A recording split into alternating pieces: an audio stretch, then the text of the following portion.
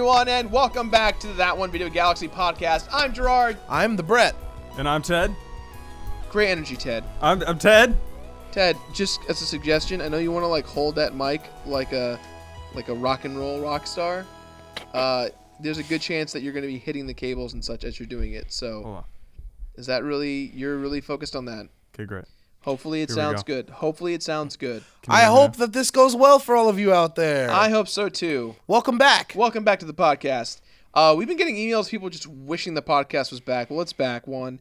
And two, it seems like everyone just wants to hear us talk, which is nice because we don't have to necessarily have a topic or a thing to have a good conversation. Is that what they're saying to you? Well, that's the comments I've received is that, we love the podcast. We love hearing you guys talk. And I think that's a cool thing. We don't have to... We don't have to be like, news. Yeah, I don't, you know me, I don't give a shit about being topical. You know what I mean? I don't care. Yeah. But I do, think that certain things are interesting to talk about, Brett, what do we talk about today? You forgot already, didn't you? No. Oh, last week we talked about it. Last week, right. Oh my God, I forgot. I totally remember. I forgot what not in an attempt to be topical, nor in an attempt to shoehorn in a theme, but it's something that I do find intriguing. Sure. Which is the idea of a complete video game. What is a complete video game? Or what makes it complete? Sure. Is there such a thing as a complete video game? And if so, which ones did it? Oh, man. And if it exists, is it a good thing or a bad thing? Oh, man. Yeah. I just saw every episode of The Completionist in my head in one instant. That's so Raven. Just I never saw that show. That's so Raven. Raven Simone is still acting. She's on The View, or was at least for 6 months. You have to understand that as a black kid who watched a lot of TV with his mom and his grandma, Raven Simone was kind of a trip to me because, believe it or not, back when I was very, very little, I'm talking she was on Cosby Show, right? She was. Yeah. So when I was 1, 2, and 3, Raven Simone was on the Cosby Show as 2, 3, and 4. I think she's 1 year older than me. Yeah, yeah. And it was a trip because you didn't see many black kids on TV back then. Yeah. You honestly didn't. And so it was a trip to me to see a contemporary on TV. You know what I mean? Yeah. So what I'm saying is, Raven Simone, we should hang out sometime. It'll be really awkward. If you're ever in LA, come on, hang out with the podcast. She's got to be in LA. When do they? Did she feature her on the podcast? I think The View is filmed in New York. The View is in New York? Okay. I think so. I could be. I feel like it is. I feel like morning talk shows generally are filmed in the East Coast. Maybe. Yeah, at least that's the vibe I get. So, what makes a complete game? The reason I brought this up is because I hear this thrown out a lot when it comes to fighting games. Fighting games are very polarizing, obviously, and it's my favorite genre of all time. Yeah. But so when I talk to people and read people's opinions, one of the common opinions that I hear is, "Are you excited for the new fighting game?" And they go, "Yes. However, I will wait until the complete edition." Because a stigma that fighting games have come to have. They get reduxed with new characters. And yes, they constantly had because in the past there's some truth behind this stereotype. Yeah. Because you remember Street Fighter 2 had no less than 5 editions under its belt before they moved on to something else. It's true. And it's still getting editions. Yeah. What is it? Ultra Street Fighter 2 Final Edition or whatever it's called? The final chapter, I think. Sure, it's the Final Challengers, which is nice. So Eva Ryu and Chaotic Ken are fun. Is it Chaotic Ken? Chaos Ken? Whatever. Demonic Ken? I forget. He's evil, you guys. Ken's bad in this one. Yeah, the fact. Look, and this is kind of the perfect example of my point. These people are I just wish they would make a complete game. When it came to the Street Fighter V DLC, they were oh God, I just wish they would hurry up and make their instead of releasing an unfinished game, I wish they would release a complete game. And I didn't understand the statement because I don't know what a complete game is. Let me put it this way. If they, how do I put this? Let's say that Street Fighter 3 came out, right? Street Fighter 3 had 3 editions. Those 3 editions weren't really worked on like they were today with DLC and patches and stuff. It didn't exist back then. Sure. But there were 3 editions, okay? Okay. If just the first edition of Street Fighter 3 came out, called New Generation, if they had left it complete, if they had not added anything to it, we never would have gotten into Third Strike. Yeah. Which is the one that everybody loves. Yeah. So I'm left asking the question, are there really people out there that would rather the games they like not continue to get support and additional content for the purpose of having the peace of mind, I suppose, that they know everything that's going to be in the game. Some people, until a few months ago, may have claimed, I miss Street Fighter 2. At least back then we knew we had a complete game. And now, look where we are. Well, okay, so in my opinion, I think DLC and updates and patches are very healthy for games nowadays. Agreed. I think it's a great way to keep your audience coming back to a game that they finished or completed or whatever. And especially in a game like Street Fighter 5. You know, I wish I had more time to play Street Fighter 5 like I used to, but I listen to all the news and I get excited for people like Brett and Patrick who are constantly in that scene because that means more content, that means more eyeballs, that means more success, that means Street Fighter 6. It's health. It's health. And you know, but I also understand feeling a bit cheated when you spend $60 in a game and there's not enough content in it to begin with. Whoa. We are talking about two different things there, sir. True. But let's wait, before we move on, I want to make Sure. sure we clarify for everybody Sure. at home. You described, number one, releasing a game that doesn't have enough content, fair Sure. enough, versus two, releasing a game that doesn't have all of the content. Sure. Two completely different things. Yeah. And we all know the difference, you know, so we don't need to describe them, but that's a Right. big difference. Right. Sometimes a game can feel anemic, and sometimes a game can feel perfectly fine, but still receive additional content. Sure. Okay, just make sure. Yeah, well, I mean, I say that because the early criticisms about Street Fighter V specifically was like, oh, there's not enough content in it, Fair. And that's a fair assumption. Fair. I agree that like at the time of release, it came out maybe a month or two too early. I feel like right when Guile was introduced, they finally started to get their standing with how patches work and how lobbies are processed and how the community is starting to rally behind the game more and more. And I understand though the business ethics behind Capcom of releasing the game early because they needed to be ready for Evo so people could train and play and get ready for the Capcom Cup. And in most cases, like I'm not like let's forgive Capcom, but I believe that I'm in the same boat as you, Brett, is that there is a big difference between releasing an unfinished game and a game that has stuff planned in the future. Shovel Knight is a great example of a game that it feels 100% done the minute you start playing it. There's no need for DLC. The DLC makes you not only want to play the DLC, but it makes you want to revisit the older parts of the game. And even with things like exclusive content on the console, fighting Kratos from God of War, fighting the Battletoads, having exclusive amiibo stuff for Switch and Wii U, like that stuff is super healthy and super important for a game in order to thrive and keep growing. And that to me is a complete experience. And not having it doesn't like take away from Right, you complete only benefit from those things. Yeah. Well, I mean, but you say it's a complete game, but so in your eyes, there is such a thing as an incomplete game then? I mean, incomplete to me, though, doesn't necessarily mean content. It could be the game's buggy. It could be that it wasn't thoroughly tested. It could be there's exploits that have a lot of issues. Sure. So we're talking about like a broken-ass game. Yeah. That to me means incomplete Yeah. to an extent. But also, a game can be incomplete in regards to content. I don't think any of us here on this couch are denying the existence of broken-ass games or even possibly incomplete games. Sure. Correct, Ted? Yeah. Let's go the opposite direction. Sure. Is there such a thing as a complete game? I guess we have to define what a complete game is. I would love to. Yeah. Because I don't know. You know?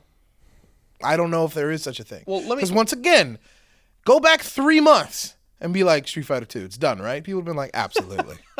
There's no way. You know what I mean? Completed. Yeah.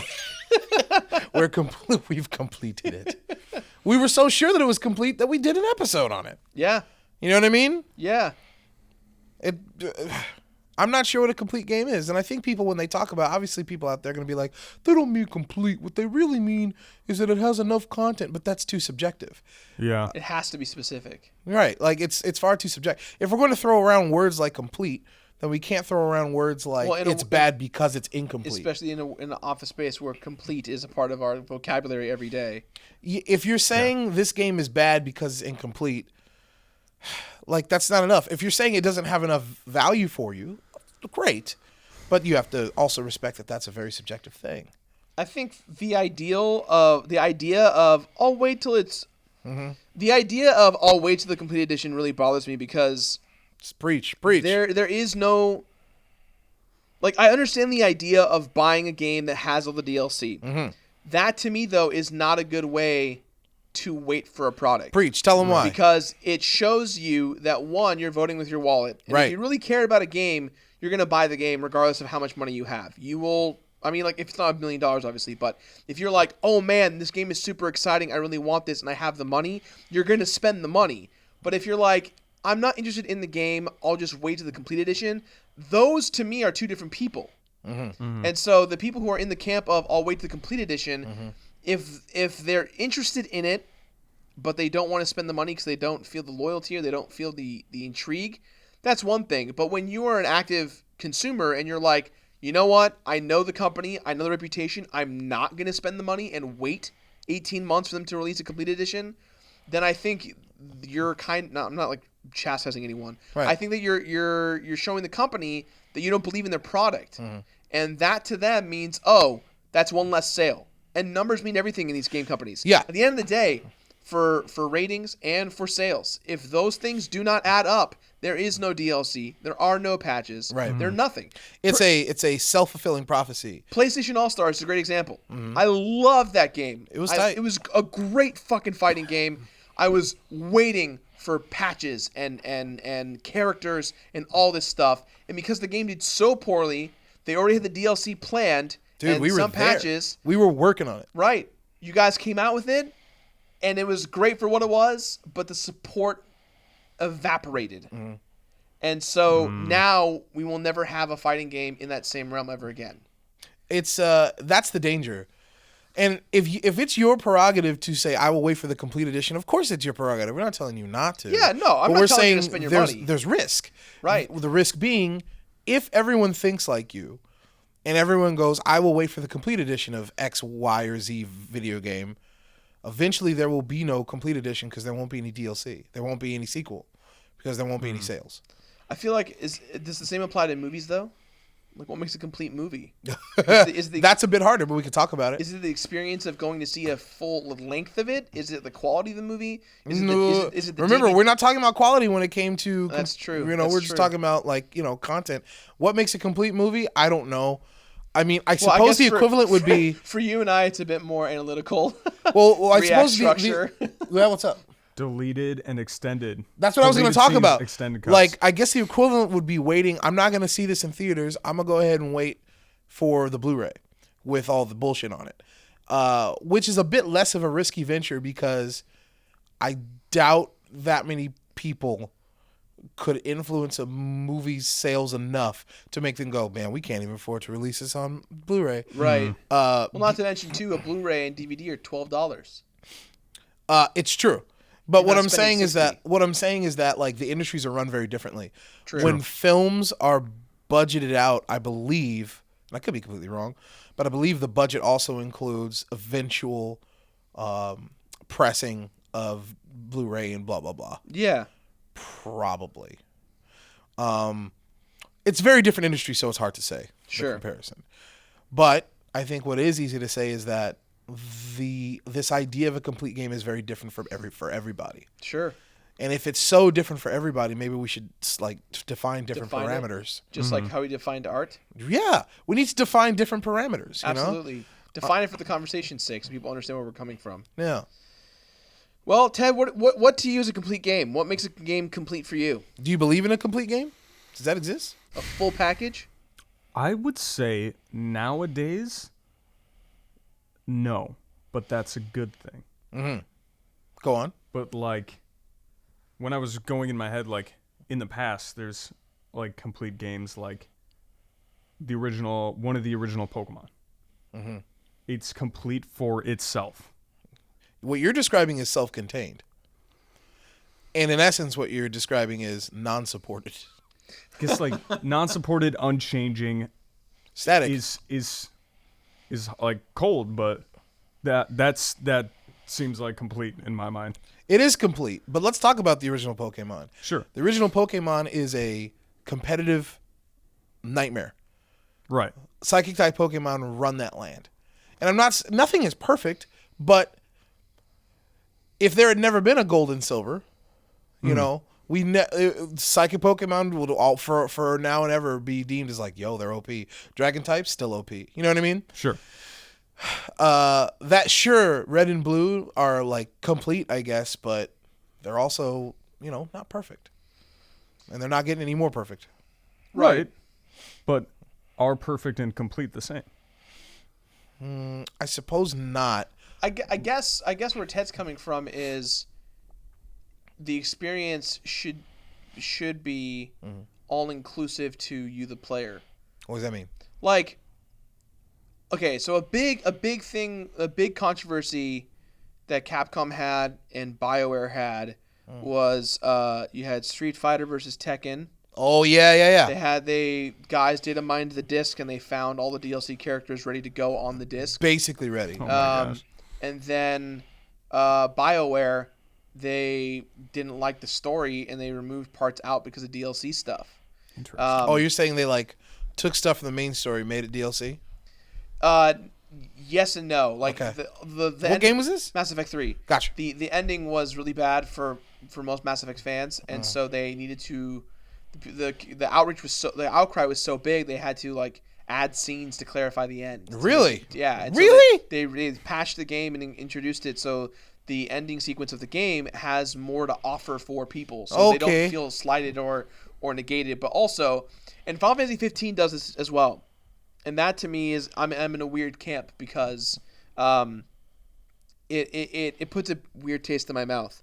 In Final Fantasy 15, Gladio, Ignis, and Prompto leave your party individually at certain points of the game. And it's like, where did you go? And it's like, don't worry about it, or you'll see soon enough. Wink and a nod to the camera. Right. That's pretty gross. Like, for instance, actually this week, the week this airs, they're releasing Gladio's DLC. So it's like, you can now... Right. I got you. Yeah. But that to me feels kind of weird because it feels like you're removing things out of something that was already complete. Let me speak on that. Yeah. Even though it feels that way, we must be careful to not confuse gutting a product for the purpose of more money versus just a storytelling experience being worse off because they chose to do it this way from the get-go. Okay. I can't speak on Mass Effect and I can't speak on Final Fantasy, but I can speak on Cross Tekken. Sure.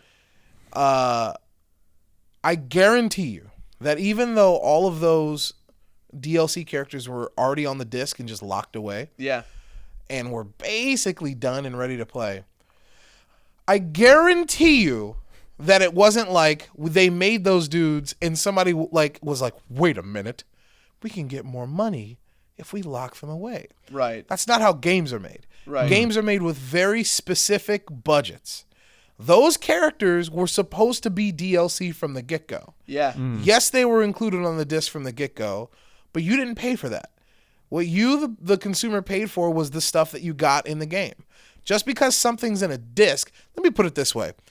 If somebody includes a line of code that accidentally gives you access to Capcom or BioWare or Square's like gives you a backdoor entry into their behind their firewall to their local networks, you didn't pay for that.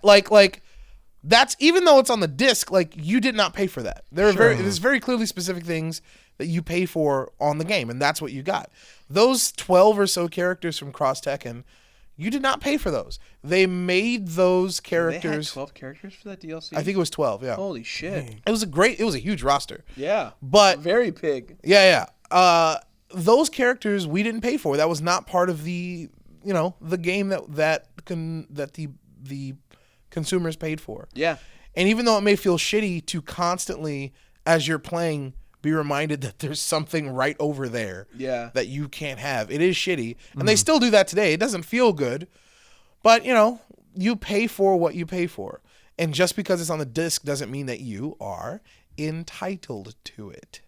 Like I said, that stuff, it's not like they gutted those guys. I guarantee it. They were made specifically as DLC. Sure. Should they have been on the disc?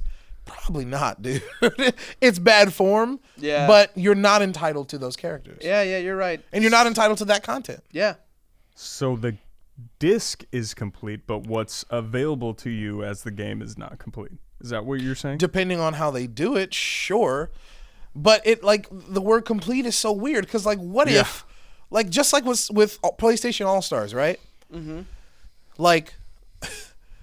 Let's say that PlayStation All-Stars had 6 characters that were DLC and that were included on the disc and locked away, but they were all only partially done, right?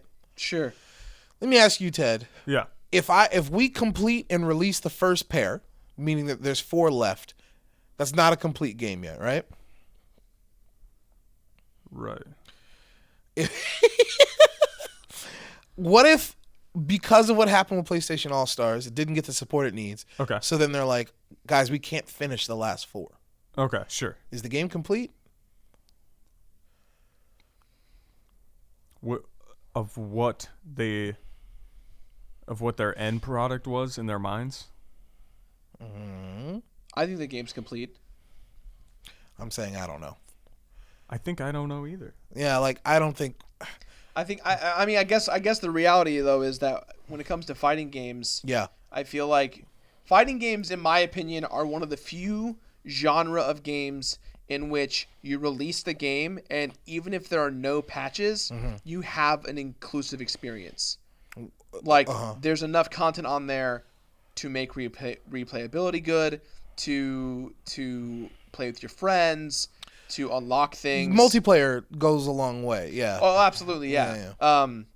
We don't have to talk about just fighting games. Right. That's what I mean, though. In some cases, action platformers. Mario Galaxy, for instance. Okay. That's a very, very large game. Yes. 121 stars. Twice between Mario and Luigi, and it's hours and hours of great music, great gameplay. Sure. Beautiful cinematography, if you will, for the games. Uh-huh. To me, that's very complete. We have to be careful about that word. I hear you. It sounds like what you're saying is worthwhile. Ah, I see what you're saying. And I agree with you wholeheartedly. I understand. Yeah.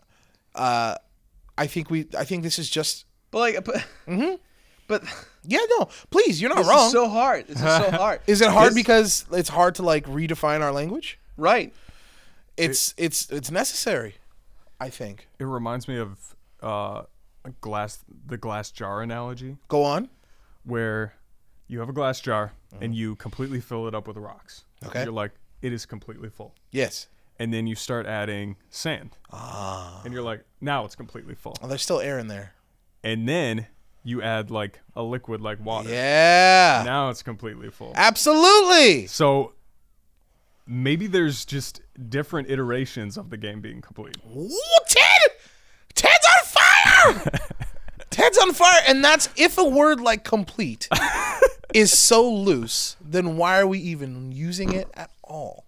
Good point. That's a wonderful analogy that I've never heard before. Thank you. Thank you. Taking that. All right. That's a good point. It'll be And I think what we really have to get down to here is something that we haven't talked about yet. It comes down to the player's feelings. I think there is a huge, and I wasn't aware of it. That's, I think, why I was taken aback when I discovered this topic. There's a huge culture out there of people like you who love the feeling of having completely dominated something or completing a game. I get it. In certain games I play, I love to do all of one thing or all of another. I get it. Yeah. However, I understand that is up in my head. You are smart enough, Gerard, to know that we set our own completion criteria. To expect an objective, all-encompassing criteria for completion that everybody adheres to is foolish. Because everybody has their own personal completion criteria, as we said, with the sand versus the liquid versus the rocks, and with all these games, you know? Yeah, it's the same argument of like, you didn't really complete Street Fighter V because you're not platinum #1. It's like right. That's no one is that. There's not a Right. single person out there that is that. But from the aspects of Street Fighter V, getting all the trophies, unlocking all the characters, all the stages, doing all the endings, Right. doing all the trial combats, doing the story. See, we believe in that, Right. But to complete, and we're right, and if we believe that, we're fine. Right. The guy who believes you have to be platinum #1, he's fine too. And to extend the analogy, the guy who thinks all he has to do to complete Street Fighter V is beat the game once with every character, he's right too. Sure. You know, Completion is whatever your mind sets it to be. I guess. exactly. So the complete experience relies on you, the gamer, and not the game devs. Which is why I'm calling a game complete or not. It doesn't sit right with me because I don't understand it. You know, And I guess that's true. I guess it's the analogy of like one man's trash is another man's treasure. Yeah. Right? It's the idea of, I love Final Fantasy 15. There are tons of flaws in it, and I keep thinking about that game every day about how the narrative could have been that much better, the gameplay could have been that much better. But for what it is, I feel like it is a complete experience. I got to play plenty of hours playing it, and not everyone's going to agree with me on it. And I understand. yeah, you think it's valuable. You I think it's not- worthwhile. Sure, and I think Yeah. that's different than that's subjective to every person. I talked to Santel the other day about this because he is in the exact opposite camp from me. So Really? much in the opposite that I asked him because he recently got Street Fighter V, and I'm like, "How you Oh, he enjoying?" got his PS4 and all that stuff. That's right. Cool. And I asked him, I'm like, "How are you enjoying?" He's like, "I haven't had much time to put time into it." I'm like, "What?" And he's like, "Yeah." And it's like, it's hard for me to get into it. I'm like, "Why?" He's like, "Because I don't have all the characters." And I'm like, "Well, what do you mean you don't have all of them?" It's like, "Because of the DLC and stuff." I'm like, "Oh yeah, I guess that makes sense." And I'm like, "But you don't have to pay for them. You can unlock them with in-game stuff."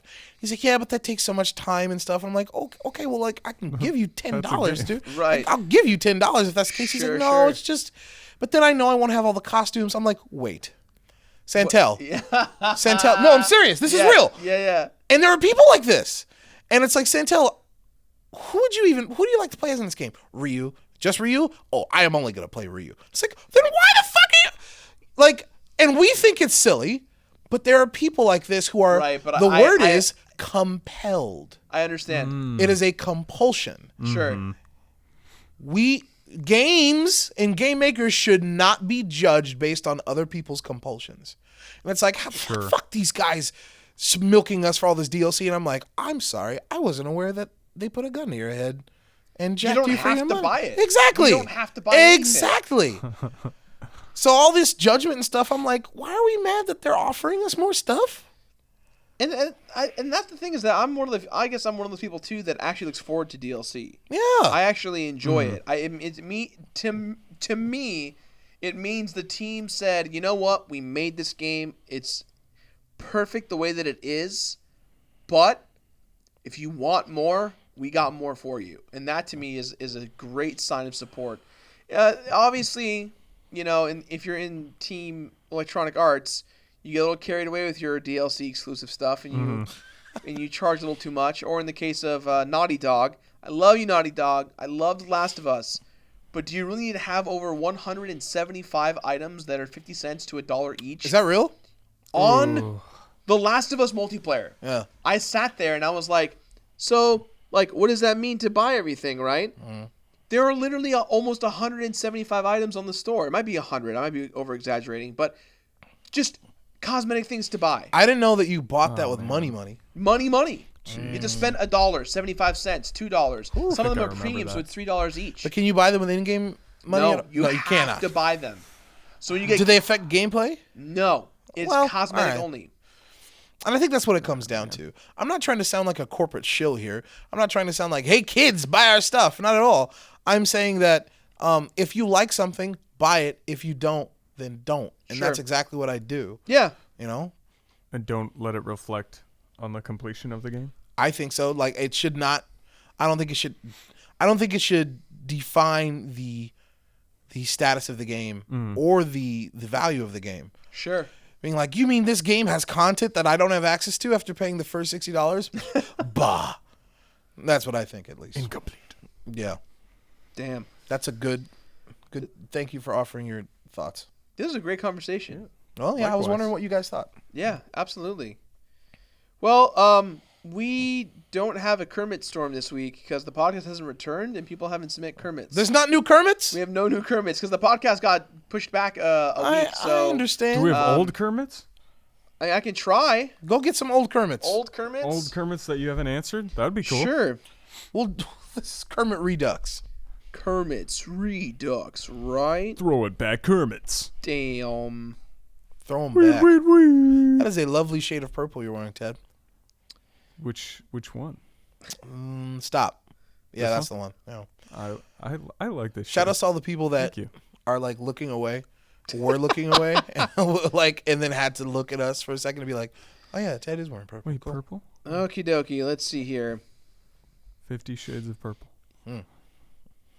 Let me see if you The read this Barney one. story.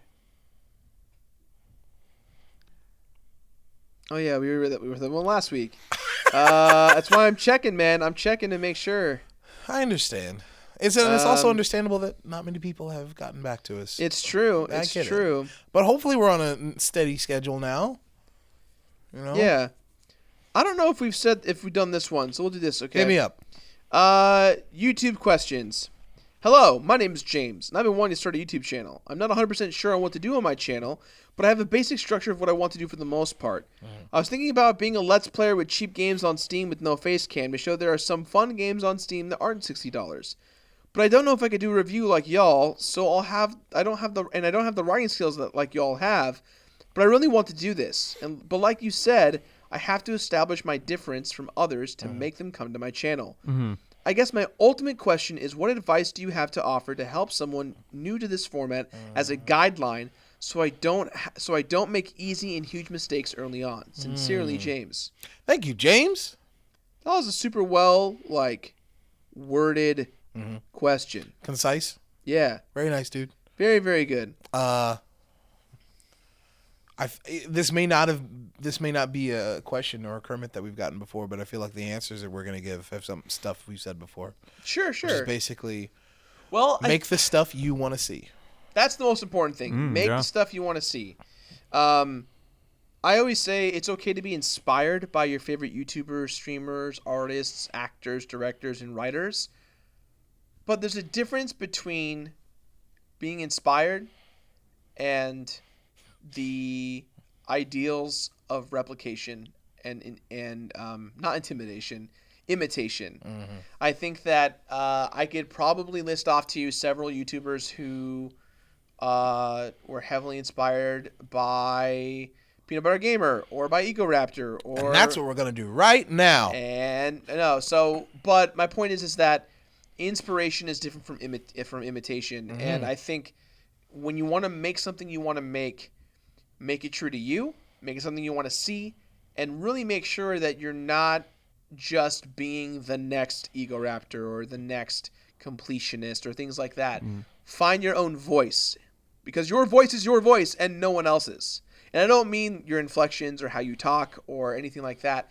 I'm talking about your narrative composition of your videos. If it's a Let's Play, then you're reacting to a game. So react as genuinely as you can.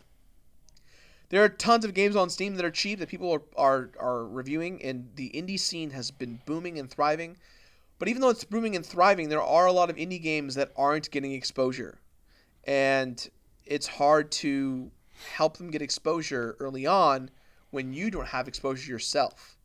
And so it's a very weird catch-22 to start something out like that. So I guess the best advice I can give, aside from everything I've already said, is try to build an audience that understands what you want to do. Don't cater to anyone else but yourself. Good advice. Yeah. Thank you, James. Yeah. The one thing I can add, because I'm not super big You are super into big. YouTube, You're super big. is I mean, you're not a big YouTuber, right, but you are a part of the YouTube coalition that is this office. right. You have enough insight to talk. Thank you. You may okay, talk, guys. Ted. Oh, thank you. Go ahead, Ted. you. Yeah.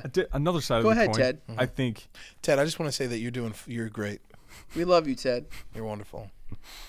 Thanks, guys. What was that? You're welcome. Thanks, guys. Great. Anyway, Yeah.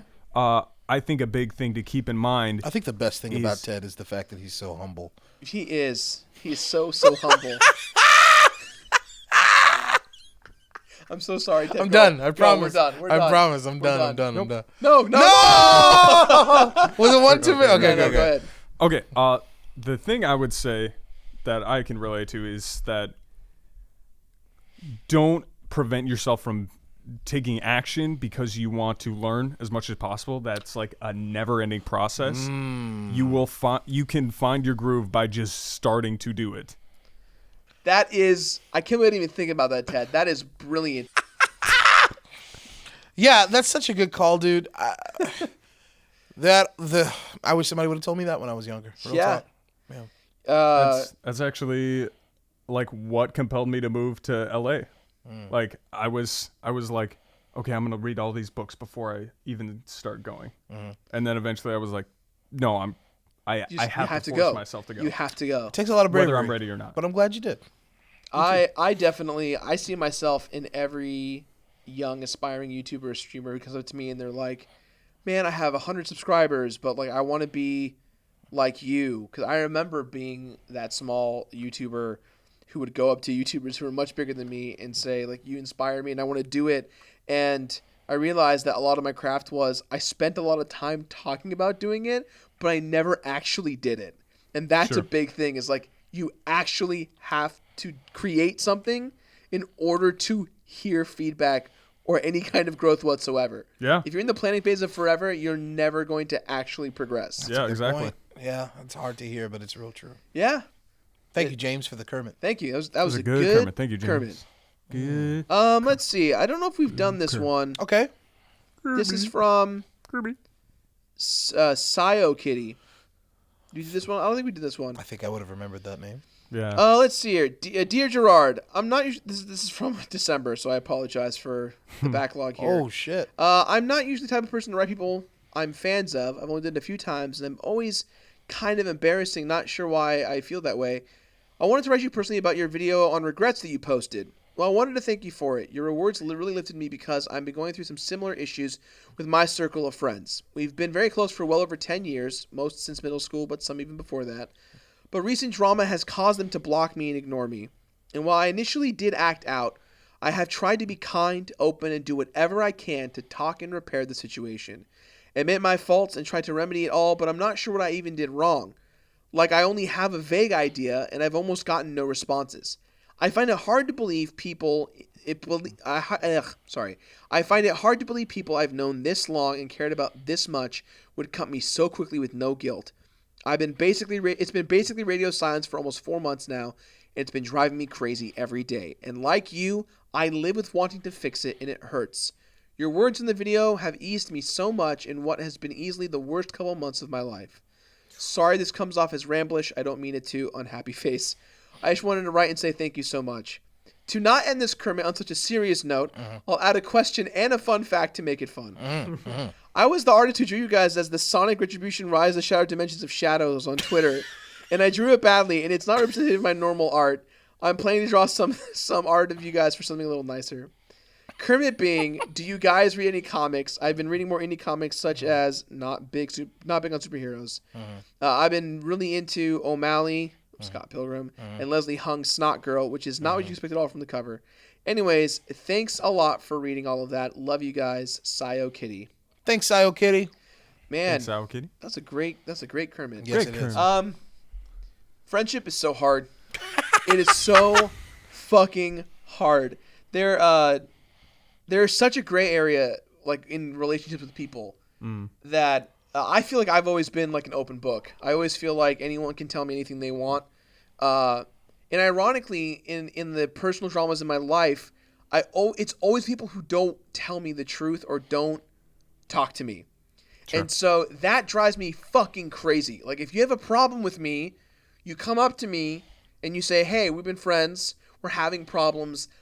I care about this relationship. Let's talk. Instead of being like, fuck that guy. Fuck that Ted dude. I don't give a fuck about it. You know what I mean? It's I agree. Fuck that Ted. Fuck that Ted dude. He's day 2. He's already pissing us off. Kill him. Look at that dead stare. But I think it's you have to learn. Thank you. I'm glad you watched the video on regrets. I know that a lot of people were really adamant about it and how it helped them through things. I'm always happy that the conversations we have here on the show can do that for people. I think that the biggest takeaway from it is you can't make everyone happy, and the only person that you can make happy 100% certain is you. And you have to live your life for you, because the minute you start living for others, it puts you in a unforgiving state of insecurity, and you will always be trying to live up to others' expectations to the point where your friends won't even treat you like friends anymore. In my time, professionally, unprofessionally, across the board, I've always met someone who manipulates me in some capacity, and I've always been the kind of guy that's like, no, they're not manipulating. No, they're my friend. No. And then I realized at the end, yeah, that is a situation, and I should be proactive about it. And I shouldn't let them push me around. Sure. And that's kind of where I put my foot down on that kind of bullshit. So, I'm sorry your friends were being such shitheads, and maybe when they're older, when they learn how to be more mature, they will come back to you and have a conversation. Things can always be forgiven and always be talked about, but you have to be able to have that drawbridge ready to go. Sure. And if you've always tried to open that door, you can't blame or do anything else. I had a friend on YouTube who, like another YouTuber who I was very close friends with. We were, for a long time, and we fell out. And we fell out for reasons that I didn't know were my fault. And it was all about communication. And I consistently voiced my concerns. Hey, you're upset at me. You're not responding to me. You're not emailing me. You're not acknowledging me on Twitter. Let's have a conversation as friends do and solve the beef. And I tried nonstop for 8 months. And I never... Now, eventually, that person and I did make up, but it took 2.5 years. And jeez. I never, ever, ever... Even though we made up, I never felt as if the relationship was truly paired. Because we don't hang out, we don't spend time together, we don't have the same real conversations we used to have. And you just can't, some people just want to experience grief and sadness and shit on their own, and you just have to let them do that. And all you can do is just open the drawbridge, and if they're there, sick. If not, board it up, try again next time. Sorry, got a little real in here. Kermit's. No, I like comics. Comics are tight. Comics Comics Brett, are tight. Brett, can you recommend some indie comics that you like? No, because I haven't read comics in years, and I feel really bad about it. Real talk. No shit. But I would like to start again. It's just a matter of literally time. I have no time nowadays, but reading comics is important to me, so I would like to start doing that again. How about you, Ted? Are you a comic guy? I only like. Preface this: I haven't read comics very much. Sure. But I like the idea more of funny comics, like 3-pane comics. 3 what? Pane? Oh, pane. Panel. Yeah. Panel. Sorry. Yeah. Because so it's set up. Yeah. Or Setup. set up joke. That would be a shitty comic. Yeah. Set up. See you next week. Yeah. Fuck. Because it's short, sweet, to the point, and doesn't have to be connected to the other comics. Sure. Yeah. Those are great. Yeah. Cool. So One more, Kermit? We can do one more. I feel like we've actually been talking for quite a while. Have we? Have I lost track of time? Yeah, it's been a pretty long boy. Is that the last Kermit? is it a long boy? That's the last Kermit. I think. Are you serious? I think right. so. Time flew by. It's been almost an hour. I didn't realize. Okay. Yeah. Wow. Guys, thank you so much for watching. Ted, Yes. awkward fact of the day. Okay. I thought long and hard about this. I apologize. He really Okay. did, you guys. I'm You really sorry. did, I'm sure. so sorry. Oops. It's already there. You got the awkward part out of the way now. Brilliant. That's the hardest part. Oops. So we have a thing here in LA called the La Brea Tar Pits. Yeah. And if you fully translate the La Brea Tar Pits, it's the the tar pits. Well, shit. Isn't that messed up? Yeah, it is. And we're like, great. The tar pits? The tar pits. The tar pits. The tar pits. Well, I get you can't really get around that. No, it's very easy. All you have to do is call it La Brea Tar Pits. No, I think you Brea just call Tar it Pits. La Brea Pits. No, La Brea Pits. La Brea Pits. La Brea Pits. Yeah. It sounds gross now. You guys want to go to the pits? You want to go In to La Brea Pits? Yeah, La Brea. La Brea Pits. Guys, let's go to La Brea Pits. La Brea I almost said La Pit Brea Tits. Ooh, Not gonna lie. let's go there. Different tar pit. We'll go there, you guys. The tar tits? The tar tits. And Guys, we'll see you guys We'll see. at the tar tits. Guys, we hope you had a great week. I hope you enjoyed this podcast. If you're on iTunes or wherever this is available, give us a thumbs up and leave a comment. You guys already do that already, but I should do that. Also, this is a YouTube channel, so subscribe. I Yay! guess, if you're new here. I don't know why you would be, but yeah. Thank you guys for watching. We'll see you next week. I'm Gerard. I was Brett. I was Ted. Into the mic, Ted. I was Ted. He's learning. Great. We'll see you guys next week. Bye. Bye. Thanks, guys.